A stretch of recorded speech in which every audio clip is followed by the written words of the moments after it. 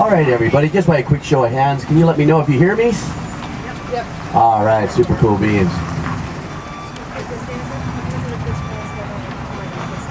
All righty, so a lovely morning. Happy 4th of July to all of you. Kualoa Ranch is a magical place to be no matter what time of the year it is. Even if it's a little rainy, it's absolutely glorious out here. 4,000 beautiful acres, privately owned nature reserve. The Morgan family are the owners / stewards of the property and the core mission. Malama Aina, Hawaiian phrase, means to take care of the land so the land takes care of you. The Morgan family are direct bloodline from the founder, Dr. Garrett B. Judd, in 1850. And this property has never sold bits and pieces off to other owners and stuff. It's been the same family for about 170 years, which makes the story of Kualoa so unique. It's gone through a lot of things. As a matter of fact, it's gone through so much. Take a look at these little cement structures here to the left briefly. This is an anti-aircraft machine gun battery where they had a 40mm Browning anti-aircraft machine gun guarding an airstrip that was used in the very front of this property in World War II when the military took over the property after the bombing of Pearl Harbor. So even in World War II, it had a very powerful use in the history of the Hawaiian Islands. And it was known as the Kualoa Airfield. Obviously, this is way before the tourism and stuff came into play.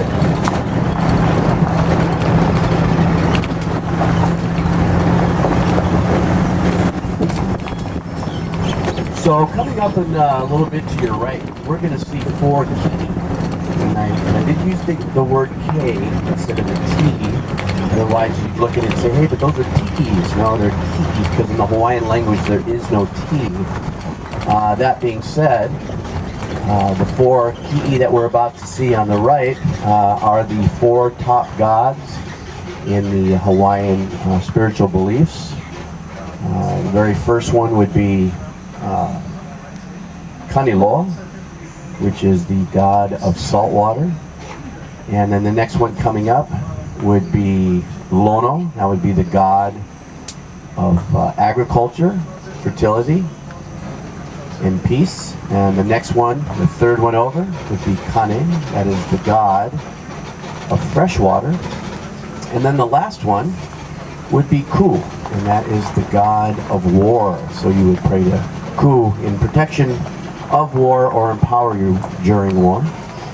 The Hawaiian people during their stay here on the islands before Captain Cook showed up for well over 1,000 years.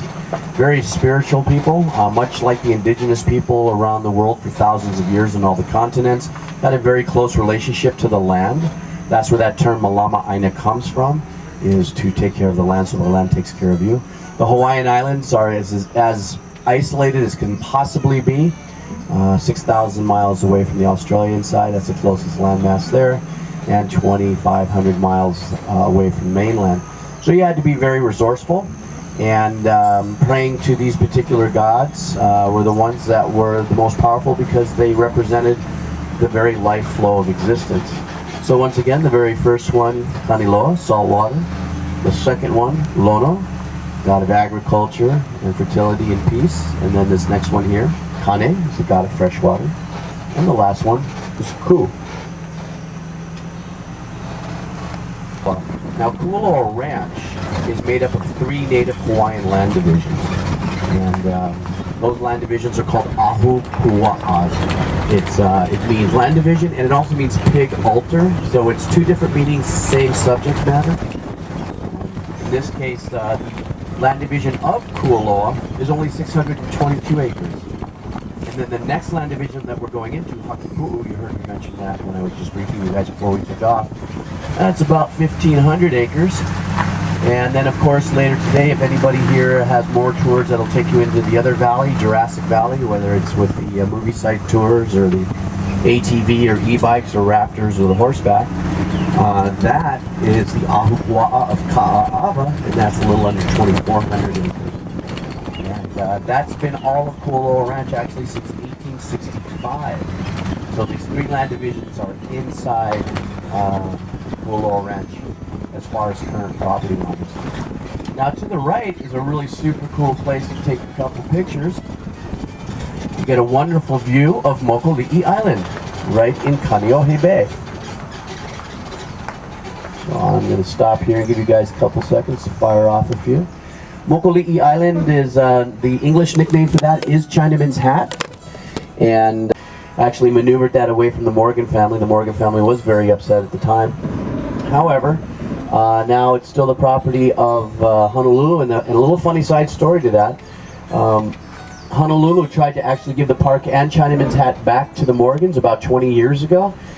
And the Morgans said, no thank you, for a very important reason. People started canoeing out there and paddling out there, climbing the island and falling off and suing the county. So the Morgans were like, no way, you bought it, you stuck with it. So as you notice right in front of me now, everyone's getting off our trucks and they're going to go right up those stairs. You're going to follow them too as soon as some of these folks move aside. I'm going to let the ladder down, and this is what we call the Vahipana. Pa'imi Na'awao, this is the place of sacred prayer and knowledge.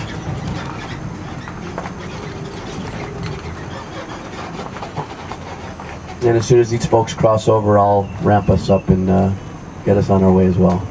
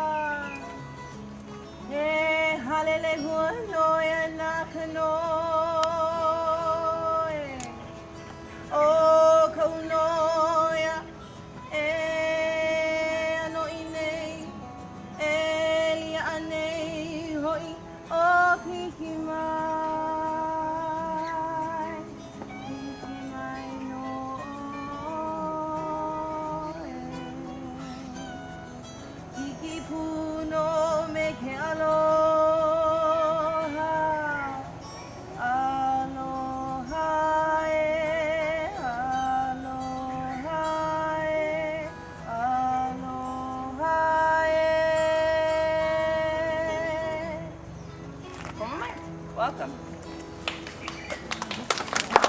That was pretty cool up there. Really pretty up there too. Now, I wasn't just hanging back because I wasn't being a part of it. You guys, I'll share something with you when we get to the top of the saddle, but what I was doing is I was shooting a video of you guys as you were looking into the Vahipana before we gained access, and then I CGI'd an Apatosaurus on the movie walking around inside while you guys are looking in it.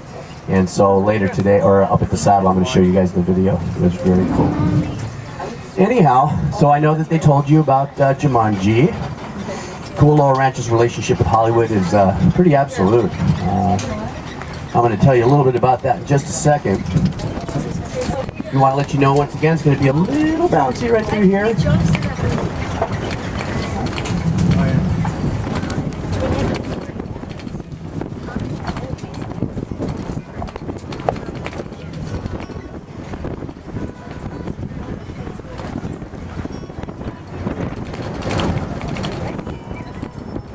So earlier on when I was talking about the Oahu Pua'as and the way Kualoa Ranch was founded based on the three Native Hawaiian divisions, we're about to cruise over into Hakipu'u.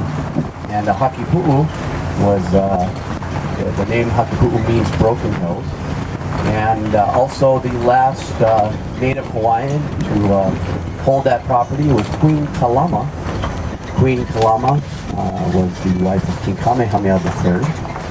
And she loved that place. It was her place of prayer and meditation. And it's going to be a wonderful drive. Today is like one of those really super pretty days. Going through the rainforest area, learning a little bit more about the culture. So, I had a little bit of a lift here coming up. Throw to the back seat, stand by, get a little bit of a peanut button seat today.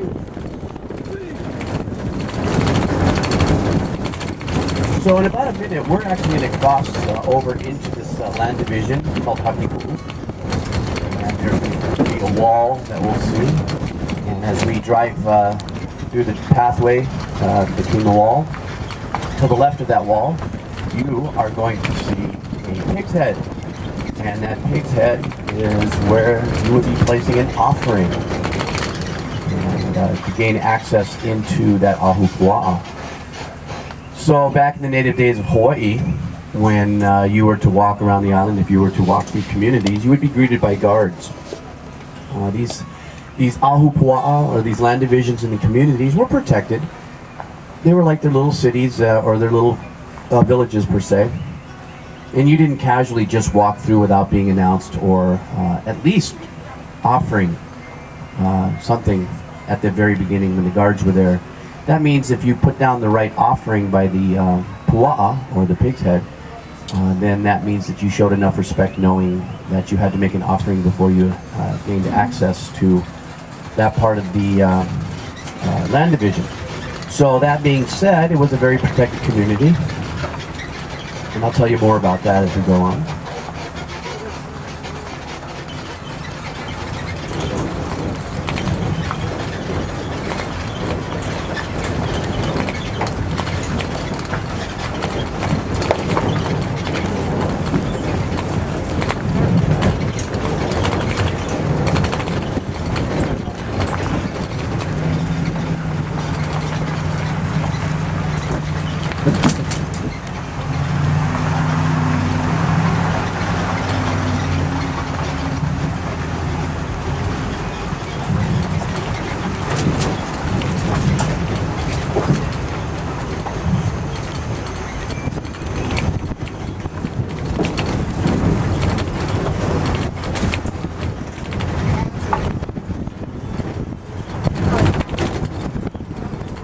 So as we roll forward, we're going to see my friend Moana up here.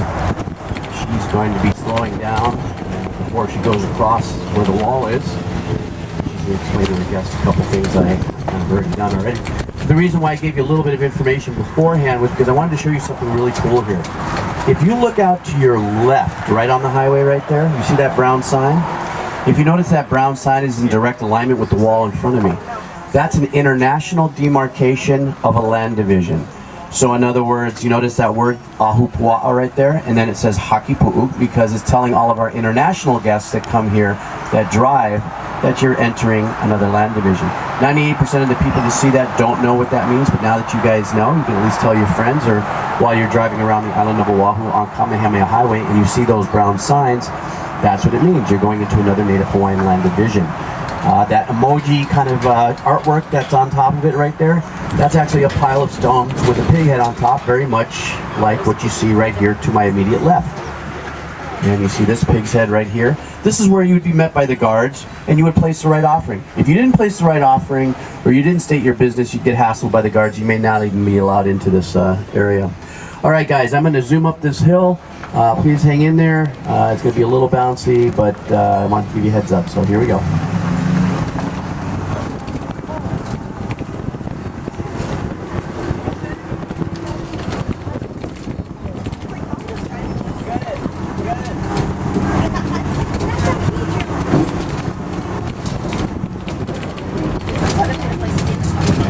Alright, that wasn't too bad. So this next little area where I'm going to roll down, or slow down and roll out, let you guys take some pictures, is absolutely stunning. It's called the Pilali Lookout. When you look out, you'll see obviously Kaneohe Bay, you'll see Mokuliki Island. You'll also see in the foreground about a 125-acre fish pond. That fish pond was actually built by Native Hawaiians 800 years ago, strictly for this land division, because this was the land division of the Ali'i only. Remember what Elvis was talking about when he said Ali'i, with just royalty? So this was a very specially built fish pond. It's kind of a mixture between salt and fresh water. That's why you'll notice it's got a dark, heavier green color. Yeah, but today, for Kualoa Ranch, the left side of that fish pond is our oyster farming side. You'll see a bunch of floating sticks there, it looks like. Those are our floating oyster barrels. And then the other side of our pond is where we use to shuttle our guests across the secret island and for the Kailani Ocean Voyage view. How is that? How pretty is that? Now the different colors that you see in Kaneohe Bay actually have to do with how shallow the bay is and sand. That white patch out in the middle looks like there's a lot of boats out there right now. Here in Hawaii we call that the sandbar. You can go out there on a low draft boat, kind of chill out all day long. Right now it's on its way down the low tide. You'll be able to walk around there and relax and barbecue and have a slush puppy and a Coca-Cola or whatever. The bay was shaped by the Ko'ola volcano that blew out a bazooka million years ago. It's the biggest protected bay in all of the islands. But hey, I got something super cool for you. How many of you guys saw Jurassic World? Ladies and gentlemen, we are stopped at the helipad. This is where the helipad was built for Jurassic World. Looking out to your left, that's where they CGI'd the big stadium where the Mosasaurus gets the great white shark. It's also where they CGI'd the hotel and the stadium off to the right. The visitor center was CGI'd right below me to the left, about 200 yards. They had to remove Chinaman's hat out of the image, obviously, because if they didn't, it was recognizable, the location. You guys remember that famous scene where the kid goes running through the hotel room at the beginning? He's so excited he opens up the lanai doors so we can see the park. Well, if you notice on the right side, those mountains are what you saw. That is Isla de Nublar. Also down by the Moli'i Fish Pond is where Chris Pratt was fixing his motorcycle. Remember where Chris was during the film in his little Airstream house there. Also other films that were shot down by the Moli'i Fish Pond. 51st Dates, Tears of the Sun, You, Me, and Dupree, Mike and Dave Need Wedding Dates, TV shows like Off the Map, Last Resort, Off the Map, Hawaii Five-0, Lost. So many films and TV shows have been shot down in this area. It's absolutely mind-numbing. All right, guys, little bumpy coming up here, so just stand by.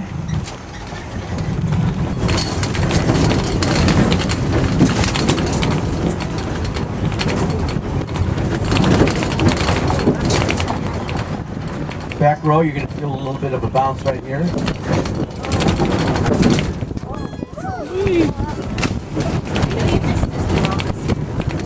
Yeah, exactly. So Kualoa Ranch and the Jurassic franchise have a wonderful relationship. A very unique story how Kualoa Ranch has now become one of the hottest film locations in the world now. And it actually had to do with Mother Nature and a violent hurricane called Hurricane Anita. So the backstory is from 1955 till about 1992, there were only 4 films done here. Not anything to really wave a flag at, you know. The first 2 films were post-World War II films, Mr. Roberts and In Harm's Way. And then Elvis came out here and did a little segment out by Chinaman's Hat. And then there was a big 25-year gap before another film came out here, and that would be The Karate Kid 2, that big famous pond scene, obviously. But it was 1992. For those of us who are Jurassic fans, we know that Jurassic Park exterior, all the park scenes were shot on the island of Kauai, except for one scene. That's what catalyzed the relationship with Kualoa Ranch in Hollywood. Here's what happened.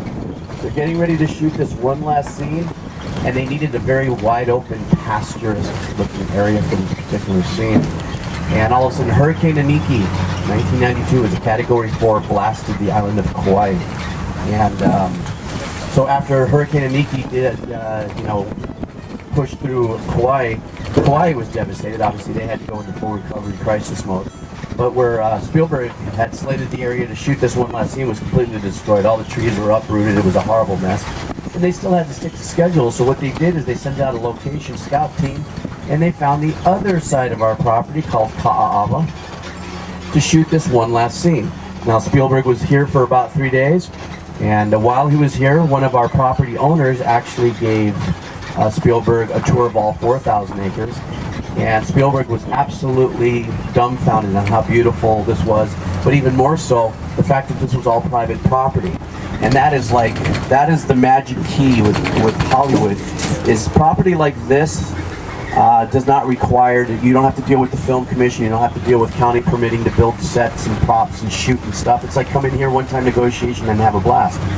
That one famous scene, my friends, is the scene where the professor and the 2 kids are up in the wide land, or in the pasture land, checking out the Gallimimus. Then the Gallimimus starts to stampede and they have to run and hide behind that log. That very famous scene is Kualoa Ranch. From 1992 till today, over 200 feature film segments have been shot here, and over 150 TV segments have been shot here. Ladies and gentlemen, this is a beautiful view. We call this the Makaha Lookout. Once again, this is all Kualoa Ranch property across the island as well. You see those little docks in the ponds there? Those are where we drop off our guests that are going to Secret Island or are going to go on the boat, the Kailani, for the Ocean Voyage adventure.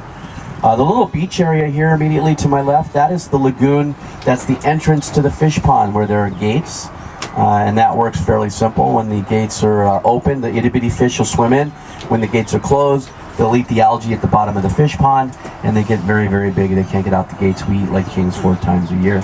The business right below me is called the Macadamia Nut Farm Outlet, but they are closed today. That is still Kualoa Ranch property. We just leased them all that. And Kualoa Ranch goes all the way to the ridgeline right in front of me, including the homes. Kualoa Ranch owns about 72 homes throughout its property that is rented out here. Most of them are rented out to our staff, and the rest are rented out to local folks, which is a really super cool thing. Because VRBO and Airbnb has become such a big hit, and yes, you can make more money than renting out to your local community. It's really pulled out a lot of inventory for local folks to find good places to rent. Well, Kualoa Ranch does not subscribe to that model and only rents out all of their properties strictly to local people. So that's part of Kualoa Way's constant contribution to the community. All right, guys, the next area where we're about to spin around and take some pictures is so cool, especially if you are a Jurassic World fan. Now, Jurassic World came out here and shot, and they used about 7 different locations on our property. Matter of fact, we still have the launch pad of the gyrosphere in the back valley. And even Jurassic World 2 came back here and shot. They had to, right? Because Chris and Owen and Claire had to save Blue and some of the other dinosaurs, except for the poor Apatosaurus got left behind. It's almost heartbreaking. You almost want to go, no, please take it with you.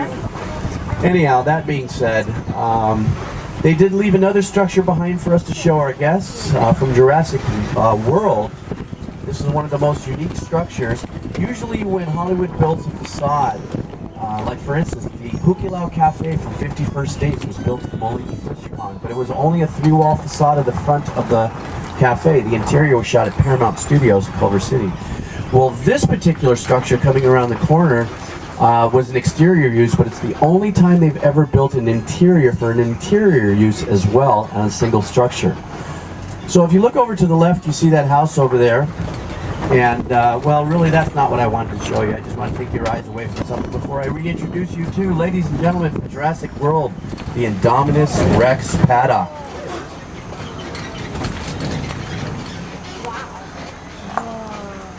So what you see isn't necessarily what you get, though, but I'll explain what that means in just a second. If you notice there's a set of stairs there, that goes into the observation deck, the very famous scene where Claire and Owen go up the stairs, and they also go inside the observation deck to take a look at the cracked glass. That was all right here. Now remember Hollywood, when they design these things, they also use materials that are temporary, because it is understood that when they're done shooting that they will take this down. And in this case, because this was a huge build out, they would have to recontainer all of the materials and ship it back to Hollywood. Hollywood does not rely on local vendors for a lot of things because they're on a tight schedule. They want to make sure things go right. All of this material was containered out from Los Angeles. I do want to tell you about these walls, ladies and gentlemen. These walls would not hold back the sneeze of an Indominus Rex. That's because they are hollow. 1x4, 1x2, 2x4, and plywood are the walls. And these panels that you see right here, these it looks like cement panels, is construction foam. So now the steel is real, but the steel is not permitted, like commercially permitted in the build out. Therefore, it's a temporary build. So they just temporarily screwed it onto cement footing, and it's kind of built like erector sets instead of there being any sealed welding done on a where the nuts and bolts are. They were kept as they were, and because they were supposed to take everything down. So they would have taken the walls down and then unscrewed all the nuts and bolts and collapsed the steel and put them in containers. But Kualoa Ranch said, hey, why don't we leave this for our guests? They did their negotiations. They said, sure, no problem. And here it is for us to show you. If you notice really quick to your right, if you look at the base of the wall, there's still foam that's being replaced by us, and you can see the 2x4s. You can see it's just a hollow facade.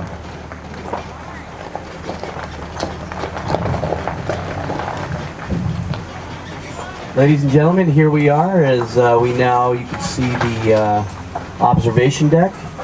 And those are the scratches right behind me there on the wall. Now, if you notice the white marks at the base of where the scratches are, you see the white marks? Those white marks were done because our landscapers got a little too close to the wall with the weed whacker. So it kind of shaved away some of the skin of the construction foam where they put the stucco paint mixture to make it look like cement. So that's why you've got all those little white marks there. Also, the observation deck right there, it's accessible. You see that group that's right behind us? It's called the Premier Movie Site Tour. If you're a full-on movie junket, junkie, you actually get access here, and Ursula, or one of the tour guides, will take you through and give you some wonderful information about what they did and how they shot what they shot. As you take a look up into the observation deck, you can still see that there's a lot of things that are in there as well left from the movie. And the Indominus Rex, when it was chasing Owen through the gates, actually came right at me where I'm pointed right now. You see those orange flowers that are in the trees? Those are called African tulips. Came charging right through here and chased Owen right out the back before he ate, or she ate, one of the guards. So as you notice now, we're going to get into a more pretty rainforest part of our tour. Hawaii 5-0 and Lost love this area. Now, of course, Lost is not in production, but 5-0 is going to be back next week. Just shoot to my left in this little creek area. They always seem to be chasing somebody with a machine gun through bushes, so they love to come out here. But also right here is where there was a very big scene shot in Jurassic World 2, where they darted the Raptor Blue. Remember Chris was saying, hey, you know me? That all was shot right down here as well.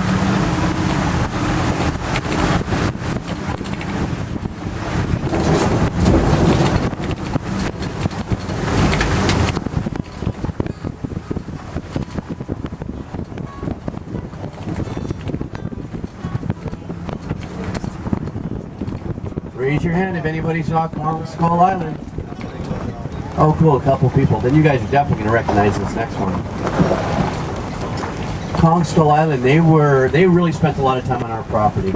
If you go to the other side of our property and the movie site tour, or Raptors or horseback or something, got a couple fun surprises for you from there. But ladies and gentlemen, right in front of me is the helicopter crash of Kong Skull Island. This is a real Sikorsky helicopter. The military sold into production. They did remove the engine and the air intakes and the wheel wells, pilot controls, and center console for the shoot. If you look right in front of me where the sun is hitting that tree, can you see the blade in the tree right there? Yeah. Directly in front of me? I will tell you that no trees were harmed in the shooting of this film.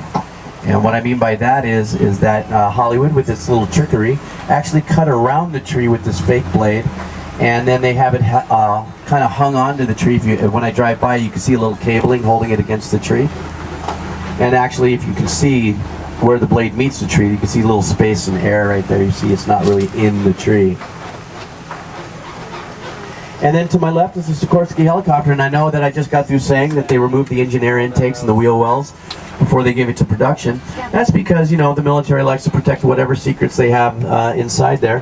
However, why we see it now is because the pre-production prop master and his team actually rebuilt those engine air intakes and the wheel wells out of wood, rubber, plastic, construction wire, and foam, and reattached it in order so that it would look like a real helicopter. If you were to walk out and actually tap on the wheel wells or the engine intakes, you can tell they're just very lightweight, no-nothing materials. All right, guys, I got one more Hollywood thing to show you before we zip up to the saddle, but I've got to make a couple of dips through a creek and some other things, so just stand by and enjoy.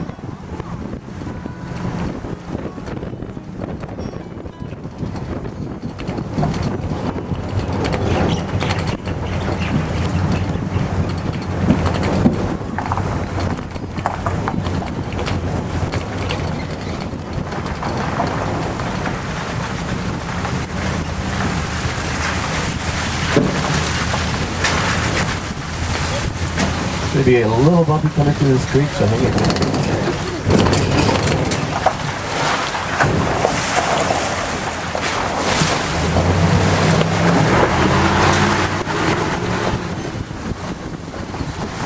Okay, the last little bit of movie I have for you, very recently, as a matter of fact, about 5 weeks ago, for about 6 weeks, we had Netflix on property shooting the most expensive feature film they've done to date.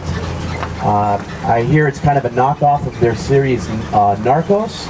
It was starring Ben Affleck and Charles Hunnam. If you don't recognize the name Charles Hunnam, which I didn't at first, That's the guy that played Jax in Sons of Anarchy. So the premise of the movie is, once again, drug smuggling. But in this case, this that you see in front of me that's completely out of the normal for this beautiful part of the property is the drug lord's estate gates. So in the movie, they do a bunch of chases through here with machine gun battles and fighting and all kinds of craziness happen here. And they decided to leave this up to show our guests for a while before they come down. And I think November they're going to come and grab this stuff. Once again, Hollywood magic. The bricks are not real. It's all foam. Matter of fact, the bricks come looking like very foam white colors, like Snow White. And then they do what they do, and the pre-production painters come back and give it the look that you see right now. Absolute magic. Another thing, these gates are supposed to be steel in the movie, right? Well, hurry up and build it, get it done, make it look right, make it done cheap. Ladies and gentlemen, it's wood. As I drive by, I'll drive real slow. If you want to tap it, you can just tell that it is wood. The only thing that's metal about these gates are the hinges that actually are holding the gates onto the wall. Now, what's holding up the brick obviously is kind of like wood facade build out, like another kind of a structure, typical framing structure. Right over here, the little office here for the guard. Once again, all foam, plastic windows. The shingles on top are also foam, and that will also be taken down in about another 3 or 4 months. So that's it for the Hollywood stuff. We're going to go up to the saddle and enjoy some of the view of this beautiful day here at Kualoa Ranch. Yeah, it's going to be a little bouncy here, so I'm just going to drive somewhat chill so you guys don't get too much air between your clutch and the seat. And when I pass this next creek, I'll pick up a little bit more of the culture, so just stand by and enjoy it.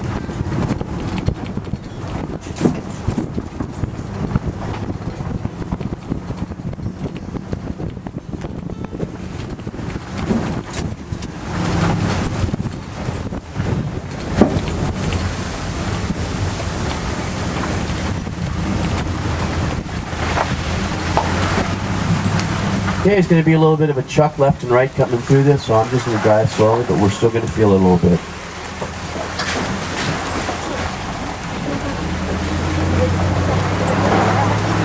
All right.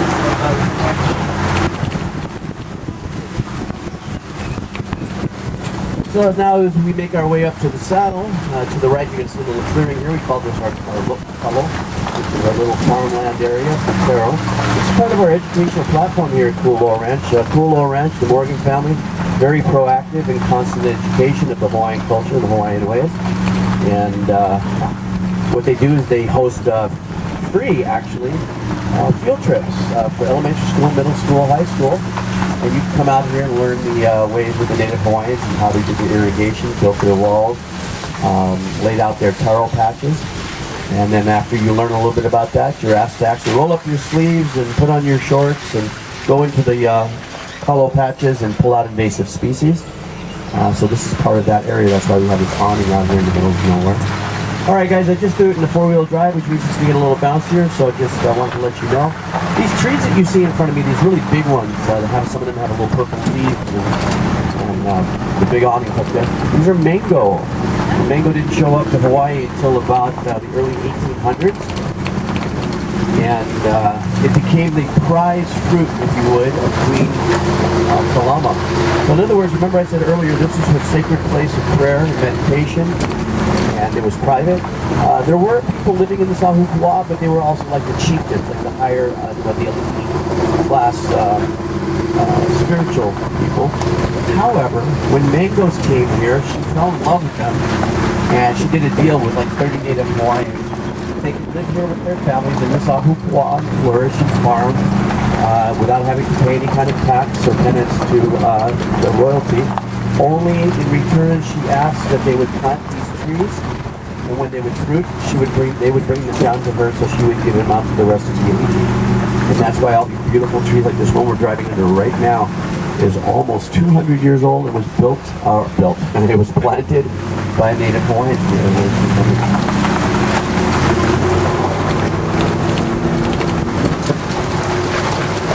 Okay, get a little gas into this, we'll get a little bounce here. We'll try to choose a center line here, so not too gnarly, just stand by.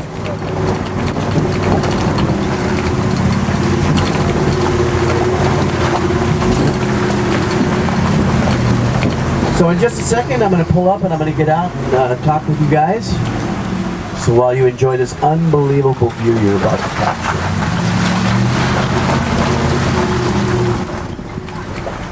Look at that. Wow. This is called the Kalama Lookout.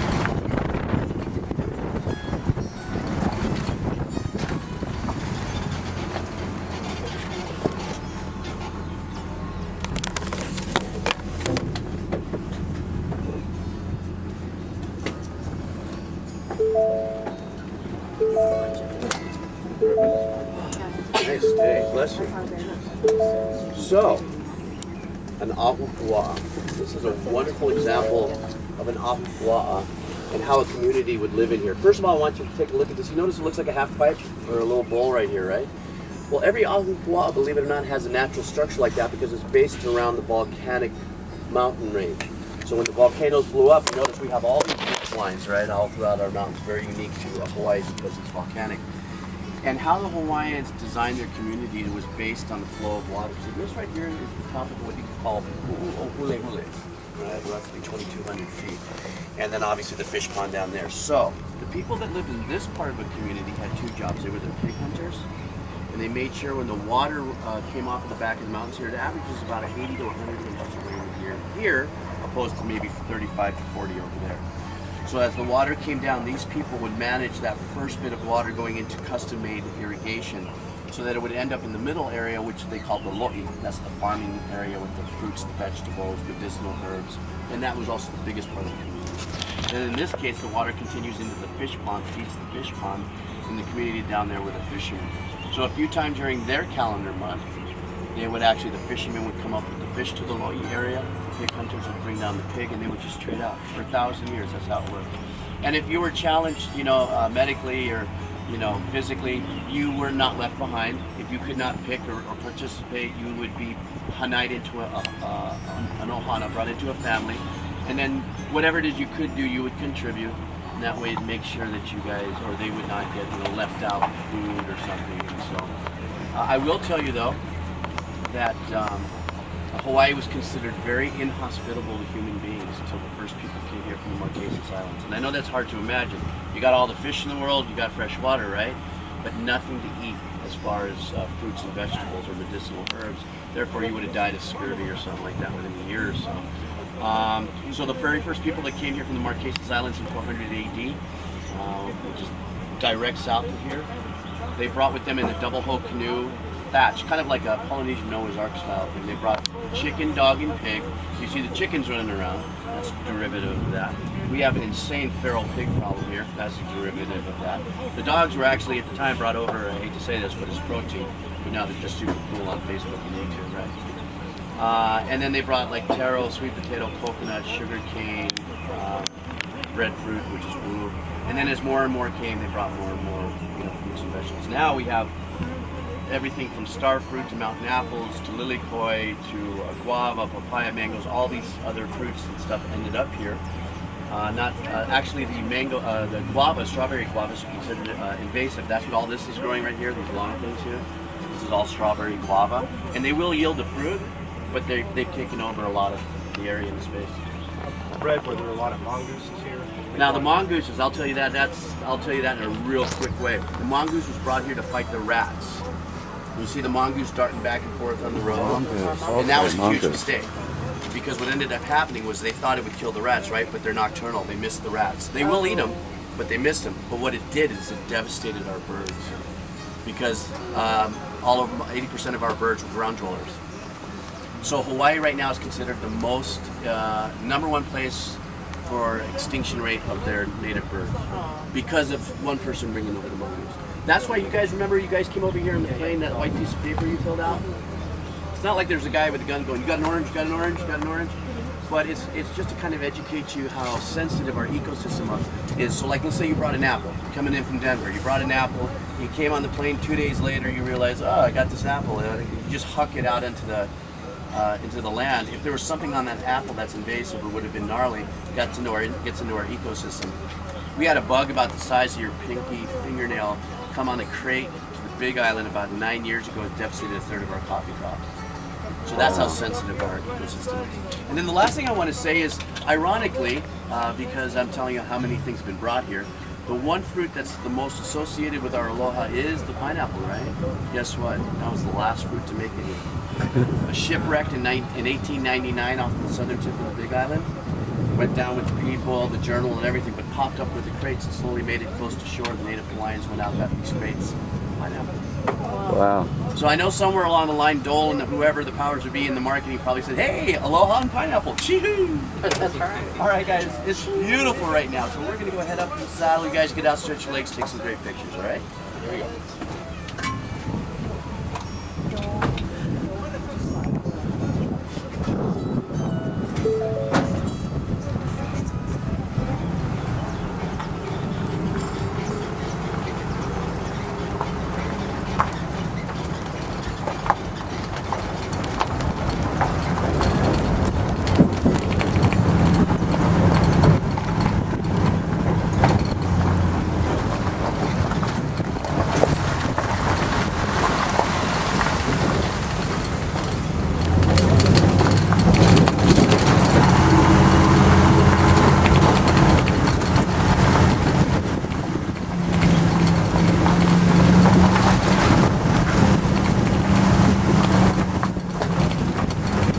So what's lining this, our road here to the right, this is all strawberry guava. And like I said, it's going to yield fruit. And hopefully in about 3 weeks, be able to drive through here. My guests on the right side will be able to stick their arms out and grab some. And it's edible. It kind of tastes like a Sour Patch Kid. However, do you see how it's growing and why it's considered invasive? Because it's just ravenous the way they grow. Real quick, we're going to drive through a little tree tunnel right here, and this is kukui. You guys see the kukui nut lays and all the different ways people paint them and do things and stuff. If you take a look to my left as I slowly drive by, you will see kukui nuts growing on these trees. Now, the kukui nut lays, what they do is they actually husk off that green part and get to the nut part of it, and then inside that nut part, obviously, is the kukui nut, the meat of the nut inside there. What they do is then they'll paint it and they drill it out. They, get out the oils and stuff in the middle of it, and they make lays out of it and all kinds of things. However, the native Hawaiians had to be very resourceful, so they had some very unique uses for it. Number one, kukui nut tree is known as the candle nut tree, and because the oil is slightly flammable, what they would do is they chip off that green husk and then pop holes through the kukui nuts, like 5 of them. And then they would pull some of the hair of the coconut through it, that brown dried hair, tie a knot at the bottom and light it, and it would act as a candle for up to 15 minutes. Then, after the candle was burned through, it would burn some of the seeds inside the kukui nut, and it would mix with the oils to a little ink substance, and they would take it all out and mix that together, and that would be used as the ink for their tattoos. And then finally, as far as medicinal herbs, we got a saying here: eat 2 kukui, you will go poo-pooing. Because it's a native Hawaiian laxative.